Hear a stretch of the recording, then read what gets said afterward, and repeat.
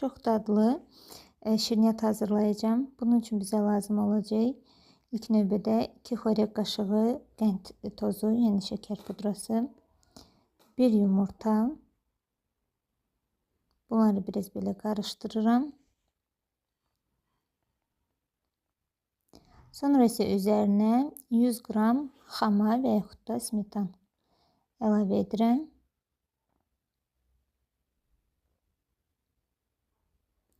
Və 200 qram yumuşaq kərə yağı. Mən biraz əritmişəm, amma ev temperaturunda yumuşalmış kərə yağı da olsa olar.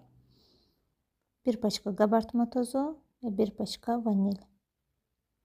Bunları da əlavə edib qarışdırıram. Sonra isə üzərinə un əlavə edirəm. Un elə bil ki 420 qram, 450 qram arası olur. Siz bir deyib əlavə etməyin, az-az əlavə